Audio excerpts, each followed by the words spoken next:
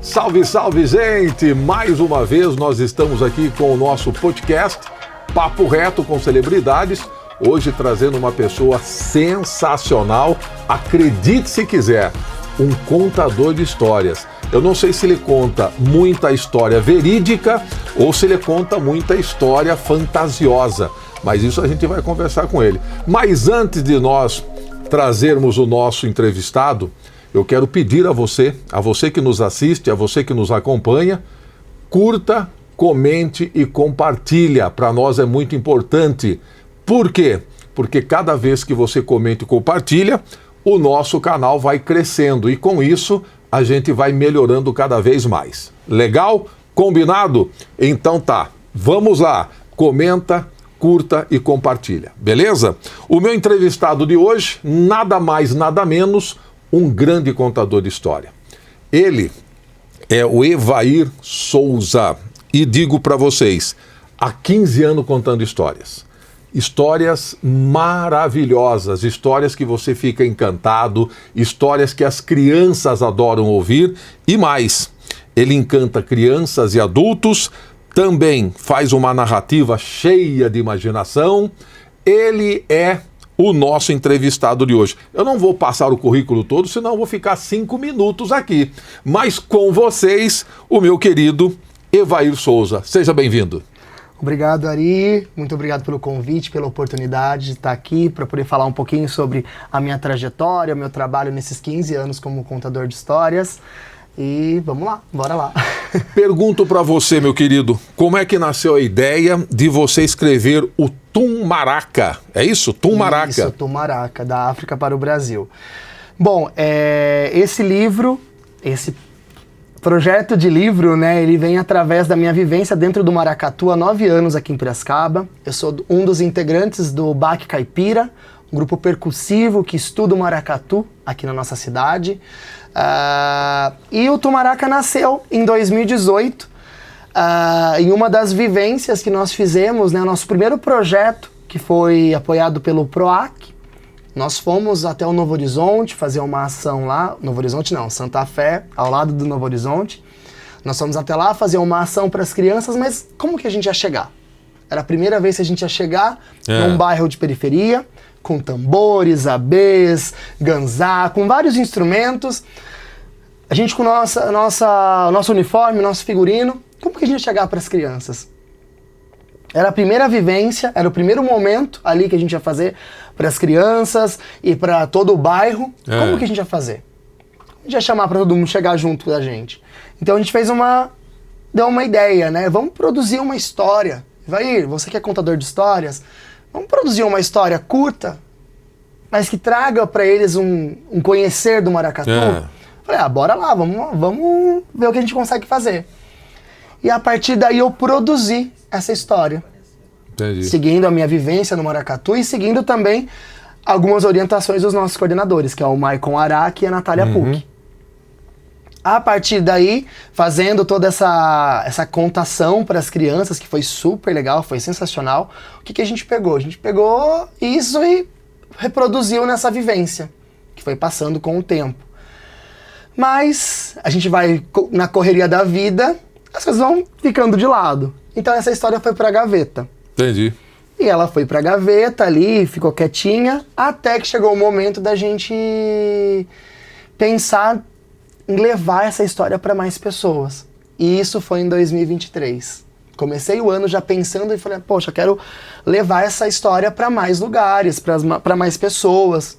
E em 2023 eu comecei a fazer uma ação para encontrar alguém para fazer a ilustração desse livro.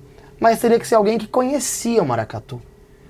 Conhecia de alguma forma, ou que vivenciava os nossos cortejos, ou que já tivesse experimentado o maracatu em alguma vez na vida. Para poder entender a história e para poder entender o que é o maracatu. Tá. E daí passou o tempo, eis que veio a Lei Paulo Gustavo, E o marido, o Fernando, o marido da Laura Lino, que é a ilustradora do livro, falou, Evair, vamos tentar escrever um projeto para a Lei Paulo Gustavo? Ela tá aí, né? Vamos tentar escrever. Ou não, a gente já tem. Eu falei, beleza, vamos lá, vamos mandar bala. Nisso eu peguei, conversei com ele, passei algumas ideias, tudo. Ele montou o projeto. Coisa assim, tipo, de 5 dias antes de fechar o projeto. Caramba. Então, tipo, ele mandou. Foi aceito, entrou em 7º lugar na lista de aceitos e foi super aprovado, deu super tranquilo, assim, conseguimos passar. Veio 2024, teve um atraso, né, para liberação do recurso. Normal, porque teve N problemas e a gente na espera, né? Uhum. Quando foi em maio de 2024, o repasse saiu. E a gente começou a trabalhar, né? A Laura voltou a produzir a ilustração, eu já focando, né, nas mudanças do texto, porque foi feito em 2018, então tinha algumas coisas para modificar, algumas falas, alguns termos, para fazer essa mudança, tudo. Mudamos toda a história não, mudamos a história em si em alguns pontos, e depois começamos a produção, a montagem do livro em si, né? Que foi meados do final do ano para o início desse ano. E que em breve vai ser lançado. Ou seja, o breve a ser lançado o breve é a ser agora. lançado agora, dia 20 de maio. É maravilha. Oi, Evair, qual é a principal mensagem que você quer levar para as crianças sobre esse livro? Sobre esse livro? É trazer o conhecimento, né, do maracatu. Hoje ele é uma cultura que nasceu no Recife, se espalhou pelo Brasil, depois agora para o mundo, né? Hoje temos maracatus em Portugal, no Canadá, tem na Austrália, tem nos Estados Unidos, tem em vários lugares o maracatu. Mas trazer para a criança o quê? O que nós temos de bom no nosso país, né? Sim. A cultura do nosso país. O maracatu, ele não é só um ritmo percursivo. Ele traz toda uma história. Ele traz uma história de resistência. Sim. O maracatu, ele nasce nas periferias, nas favelas, nas comunidades do Recife e abre o carnaval do Recife. Com simbolismos, com histórias do povo preto. Então é para trazer para todos, para trazer esse conhecimento da cultura do nosso país. Seja no toque, seja na religiosidade, porque tem a religiosidade também. No livro eu não falo sobre a religiosidade, mas falo também da força que o maracatu tem, né? Essa resistência que o maracatu tem.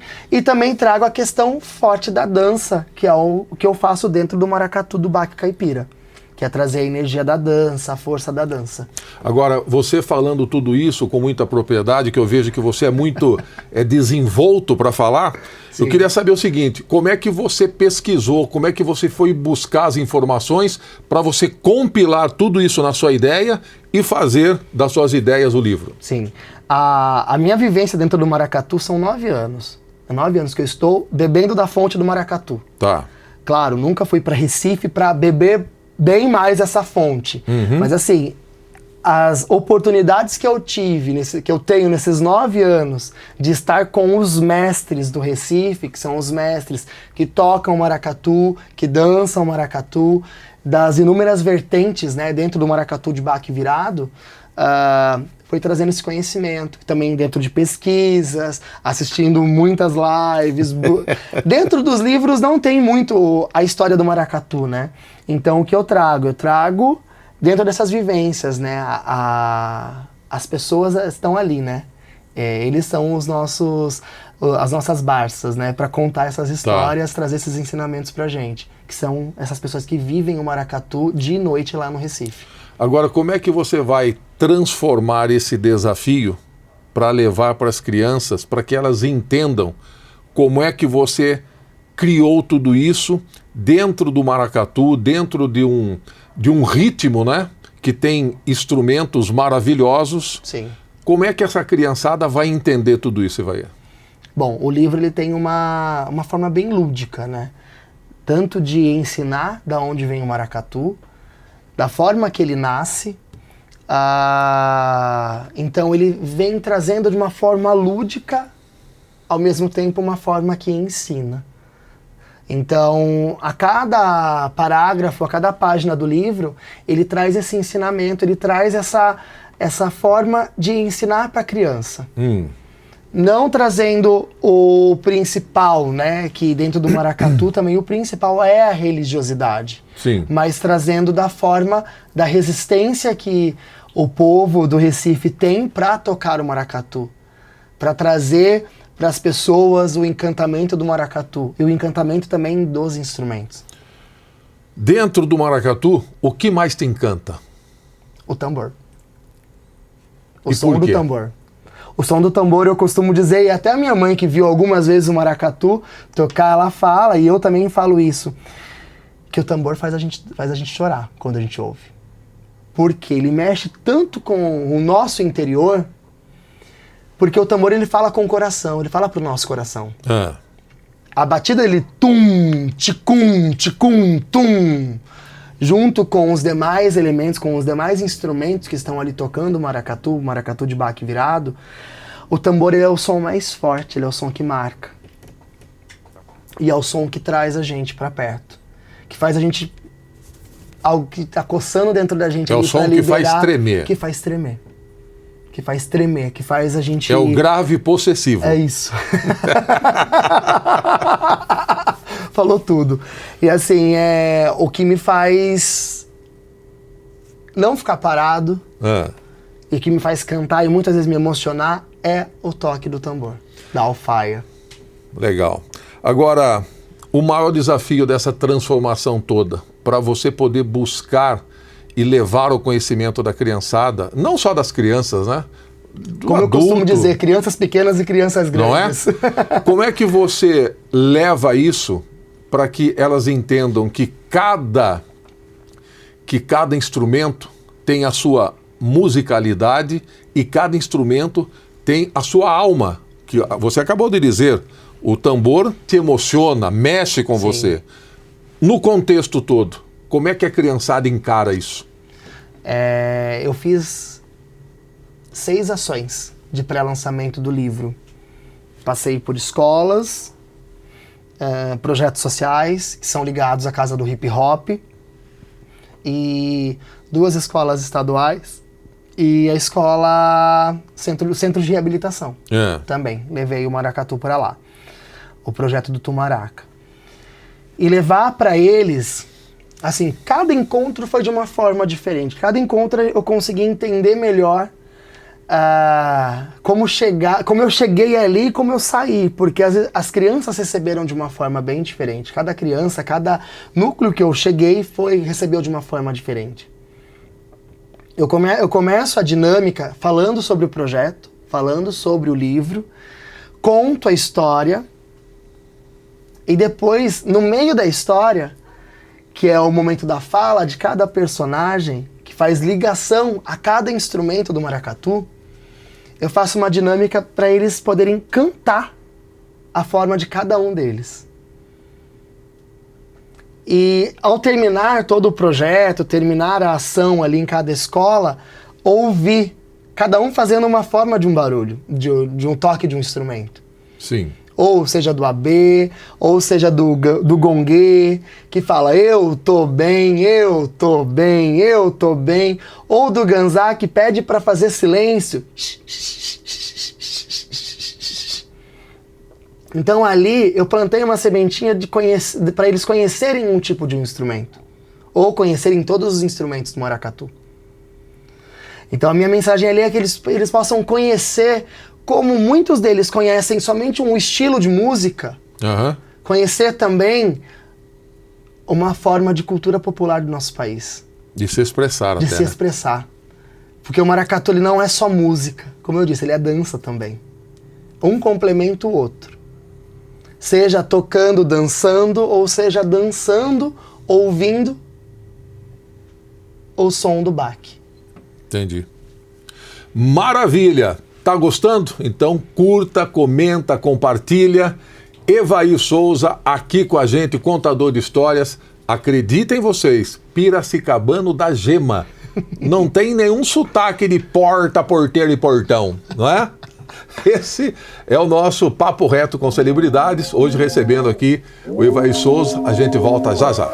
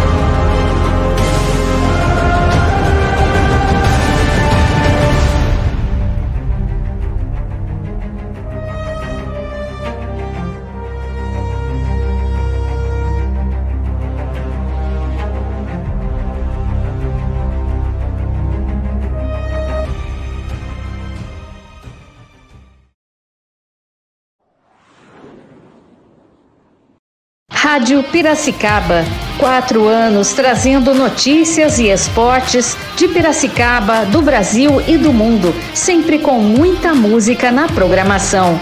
Acesse radiopiracicaba.com.br. Rádio Piracicaba, a sua rádio web.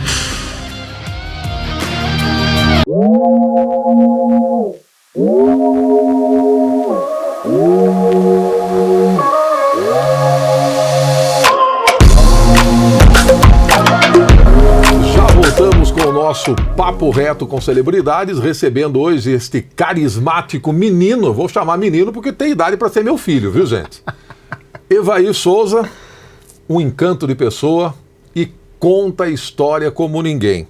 Evaí, como é que surgiu dentro de você esta possibilidade de ser um contador de histórias? Bom, vamos lá. Isso começa muito além da arte de contar histórias. Você era mentiroso na infância ou não? Não era mentiroso. Porque quem gosta de inventar... Mas assim, eu sempre fui... Tô brincando, tá? Não, fica tranquilo, entendo. Eu sempre fui envolvido com algum elemento da arte em si, da cultura em si. Eu fiz balé clássico, fiz jazz, fiz dança de salão. Pô, você é um dançarino, então. Sim. Participei de grupos literários, grupos de poesia. Legal. Fiz teatro muitos anos. E a contação de histórias aconteceu um verdadeiro encantamento. Eu participei durante muitos anos de um grupo de poesia que existia na Casa do Amor Fraterno, lá no Novo Horizonte, no bairro onde eu nasci e cresci. E dentro do Novo Horizonte tem a Casa do Amor Fraterno e existiam inúmeros cursos. Foi ali que eu me conheci como um artista. Que dança, escreve, faz poesias, atua, conta histórias. Foi ali que eu conheci tudo. Eu me conheci como artista. E nesse grupo de poesia nós começamos a participar do Sarau Literário Piracicabano, que acontecia aqui em Piracicaba, que era coordenado pela Ana Marli de Oliveira Jacobino. E um certo dia, nesse sarau, que na época acontecia na Nobel do Shopping, eu vi a Carmelina contar uma história. E assim, tipo, na hora que eu vi ela começando a contar, que ela pegou ela tava com uma bolsa de palha, cheio de coisas, cheia de tecidos, e ela contou uma história que eu fiquei assim, ó, vidrado nela. Falei, pô, quero fazer isso também. Gostei. Gostei, quero fazer isso também. Isso era 2008. E nessa de olhar ela ali, eu fiquei encantado. A partir disso, eu comecei não seguir, eu comecei a perseguir a Carmelina. Aonde ela estava contando histórias que eu sabia que era, tipo, eventos abertos, tava eu lá esperando a Carmelina para contar histórias. Até que chegou um momento que ela escreveu um projeto também, que se não me engano foi um PROAC, que ela tinha que levar uma veia voluntária desse projeto para alguma ONG. E ela levou para Casa do Amor Fraterno. Pronto. E na época eu não era mais aluno, eu era voluntário da casa. Isso foi 2009 para 2010. Finalzinho do ano. Eram 2 meses de curso. E ela levou esse curso para lá. E ele foi oferecido para nós voluntários. Que legal. E na hora. eu falei, não, eu quero participar. Daí eu participei. E a partir disso, eu comecei a contar histórias para os alunos da casa. Tá. E nessa de contar histórias para os alunos da casa, algumas mães falaram, Evair, você não quer contar a história do aniversário do meu filho? Ou da minha filha? E eu comecei a contar histórias ali no bairro. Ari, sem saber quanto cobrar. Porque você vai cobrar quanto? Quanto, Evair? Quanto que você vai cobrar para fazer isso? Eu, putz, Carmelina, quanto eu posso cobrar? Não tinha nem ideia. Entendi. Tinha acabado de me formar contador de histórias. Num curso curto, de pouco tempo e tal. Ela falou, vai. Na época eu sei que o primeiro eu cobrei R$75. Cachezaço. Eu não tinha noção, assim, tipo, nem de tempo. A minha sorte é que, assim, era uma amiga de infância. Na época, era uma amiga de infância com a filhinha dela que tava fazendo 4, 5 anos. E que estava te dando uma baita oportunidade. Uma baita oportunidade, que a partir dali eu não parei mais. Daí eu falei assim, poxa, e comecei ali no bairro. Aí, vai, você contou o aniversário da Yasmin? Conta, não, aí foi no boca a boca. Daí virou pra 2010, a Carmelina falou, vai, eu tô abrindo um curso na minha casa, que ela dá as oficinas na casa dela, as vivências na casa dela, né? E eu gostaria que você viesse fazer a vivência com a gente. Eu lembro que eu tava, tipo, ia completar 18 anos. Falei, tá bom, Carmelina, vou, eu tava trabalhando já, né? Falei, eu posso sair do trabalho e do trabalho eu já chego aí na sua casa, tranquilo. Hoje eu dou risada, né? Porque o curso começou acho que meio de janeiro e foi até abril. Daí fui participar, tudo, e ela me deu esse curso de presente. Tipo, era praticamente um bolsista no curso. Falei, não, vou. Daí eu fui fazer o curso, participei de todas as vivências, todos os dias que tinha, tava lá e tal. E a partir disso eu fui depois pra Nobel contar histórias. Que ela tinha a tia da Carmelina, da tia Carmelina, que contava na Nobel. Isso era toda quarta-feira à noite. Então, tipo, alternava os dias, os contadores, a gente ia. E a partir disso eu não parei mais. Que legal, Daí cara. eu comecei, tipo, falei, poxa, é algo que eu aprendi, tudo bem, aqui, mas é muito vivenciado fora. Tá. E a partir disso eu comecei a fazer projetos para as periferias. Por ser da periferia, comecei a levar, eu tenho esse costume de dizer que eu vou levar para os meus o que eu aprendo fora. Então eu comecei a levar a arte de contar histórias para os meus. Daí fazendo ações, arrecadação de bala, arrecadação de pipoca, arrecadação... Eu falei, epa, não, eu tenho que incentivar a leitura. Daí a partir daí eu comecei a fazer o que? Não, vou fazer ações onde eu possa distribuir livros para as crianças. Daí eu comecei a fazer ações. Procurar amigos ali, viu? Poxa, posso deixar uma caixa aqui? Posso fazer uma divulgação para arrecadar livros infantis? Pode, claro, Evair. Daí, tipo, restaurante de amigos, lanchonetes, lojas de diversos produtos, para poder levar esses livros arrecadados para as crianças. Agora, você levando os livros para o pessoal, para a criançada, como é que eles agem? Como é que eles recebem? Porque eu percebo que é a cultura brasileira, né?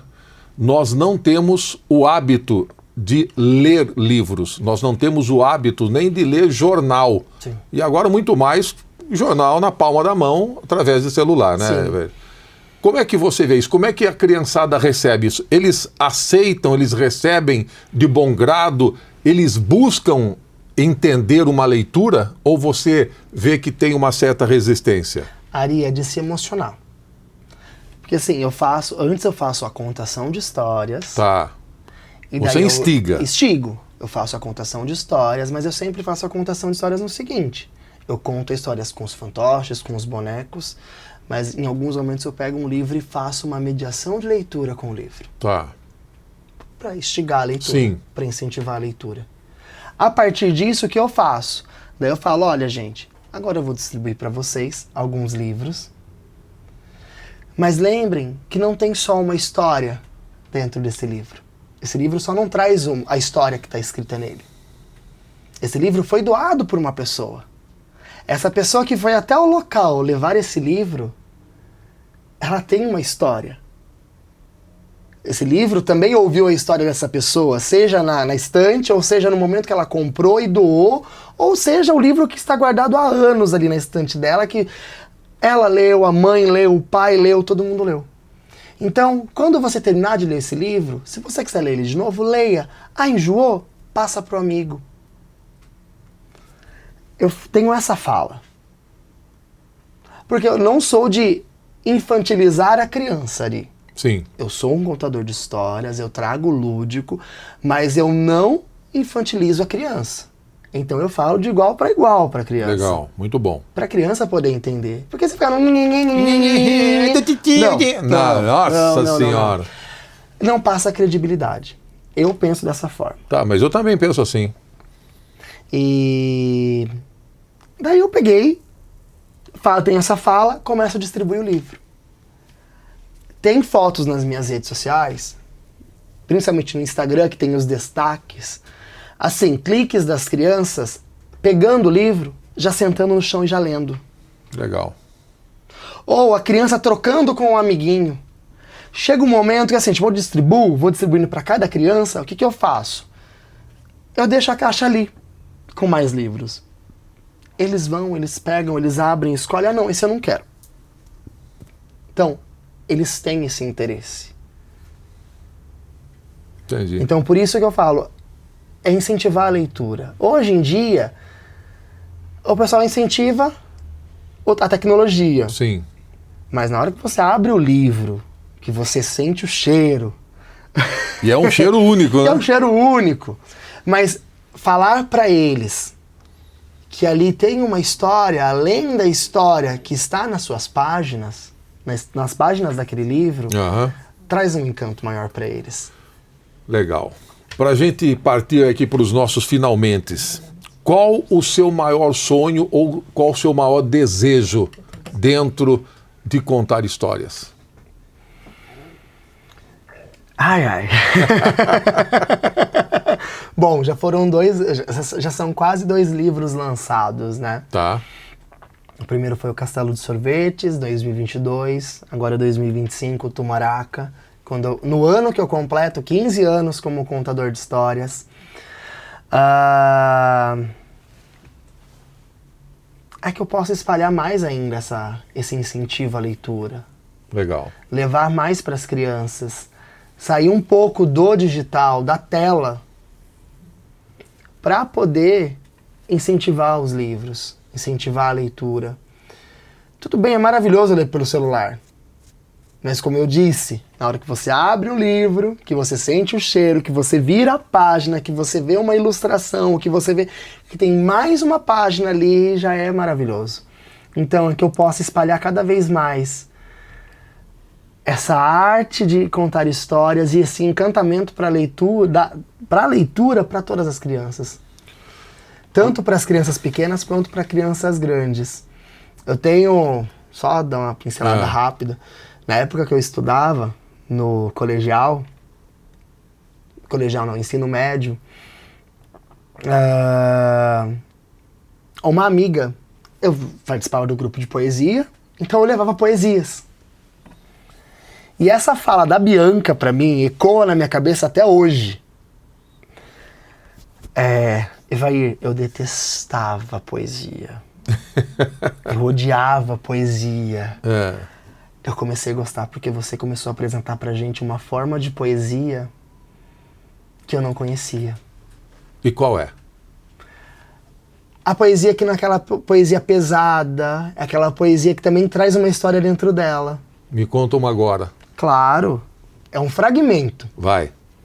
De tudo ficarão 3 coisas. A certeza de que estamos sempre começando. A certeza de que precisamos continuar. E a certeza de que seremos interrompidos antes de terminar. Fazer da interrupção um caminho novo. Fazer da queda um passo de dança. Do medo, uma escada. Do sono, uma ponte. Da procura, um encontro. Fernando Sabino. Que beleza. Encontro marcado. Maravilhoso. Evair. Bom, temos tempo ainda, diretor? Como é que nós estamos aí? 6 minutos? 14? Ei, tem tempo. Ixi. Tem tempo. Evair, deixa eu perguntar uma coisa para você. Eu percebo que você tem uma sensibilidade, eu percebo que você é uma pessoa sensível para você Sim. captar tudo isso, né? Dentro do seu cotidiano, dentro do seu dia a dia, o que é que você faz para chegar aonde você está querendo? Eu sou um sonhador, né? Jura? Eu sou um sonhador, né? Eu acho que quando você sonha e você alimenta o seu sonho, ele abre as portas. Daí lá na frente Sim. você consegue viver dele, né? E como eu falo, eu sonho em levar a literatura, em levar a contação de histórias para as crianças. Pode ser que venha mais livros, pode ser que não venha. Mas assim, chega um momento da minha vida. Hoje tenho 32 anos de idade. Chega um momento da minha vida que eu falei assim, não, agora eu vou só viver disso, só trabalhar isso. Só levar a arte de contar histórias para inúmeras pessoas.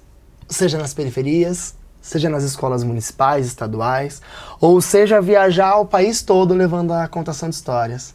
Porque cada contador de histórias tem um jeito único de se contar. De trazer a história, trazer a sua essência. E antes de sair contando a história, as histórias, eu falo que eu tenho que me apaixonar por elas. Porque se eu não me apaixono pelas histórias, eu não consigo fazer o meu público se apaixonar por aquela história, se encantar por aquela história. Tem uma história que eu conto que fala sobre a aceitação de quem nós somos, que é uma minhoca que ela vive na terra, que ela tá cansada de ver marrom, e ela vem aqui para a superfície, ela olha o mundo colorido que é aqui fora, e ela fica encantada, ela começa a pedir as cores pro sol, pro céu, pras rosas vermelhas, pro verde das folhas, e ela vai ganhando as cores. Mas através do olhar de um pesquisador que quer ganhar dinheiro por encontrar uma minhoca colorida, e ela cai dentro do rio e ela perde as suas cores, ela entende que a cor dela é única para ela. Que ela pode ser marrom sim, que ela pode se amar sendo marrom. Então essa história, que nesse momento que eu tô falando para você, ela tenha um outro sentido pra gente, pra nós adultos, quando vai pra criança, que eu faço o primeiro nossa, que cor linda! No primeiro momento, as crianças assim... No segundo momento que a Lolita faz esse nossa, que é desse mesmo jeito que eu fiz agora, eles fazem junto comigo. Aí eu ganhei. Já incorporou. Aí eu ganhei que, assim, as crianças gostaram, as crianças entenderam. Ou seja, na Lolita que traz esse encantamento lúdico para eles, por conta das cores, seja pro adulto, que ela passa uma mensagem de aceitação de quem nós somos, ou seja, no Douradinho e o Cascudinho, que é uma história que fala sobre amizade, que a gente tem que fazer inúmeras aventuras, passar por inúmeros percalços na nossa vida, mas a gente sempre passa com um amigo,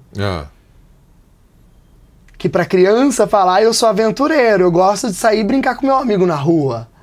Mas pro adulto, que passa aquele assim, ó, Sim. aquele vai e volta na vida, aquele sobe e desce da vida, que entende que nunca tá sozinho, sempre tá com alguém.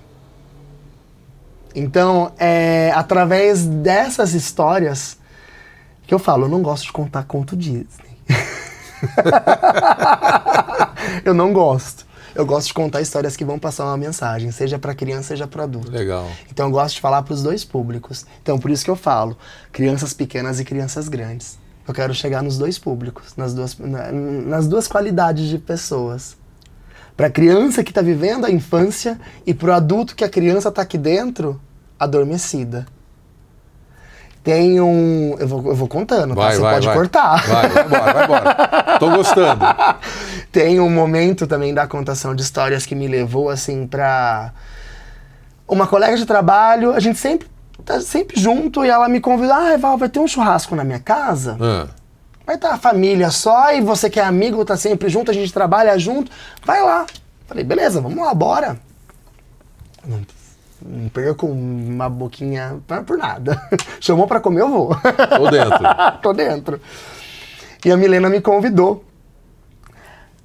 Meses antes, eu fui contar histórias do aniversário de uma das crianças que é sobrinho dela. Um casal de sobrinhos. E eu fui contar histórias. Ari, o momento do aniversário, que chegou um momento que a criançada ficou, não quero mais ouvir história, quero brincar. Eles levantaram e foram brincar nos brinquedos, que eu me deparei e vi todos os adultos assim, ó. 2, 3 pingados de criança, os adultos assim. Os marmanjos todos? Os marmanjos todos ali assim.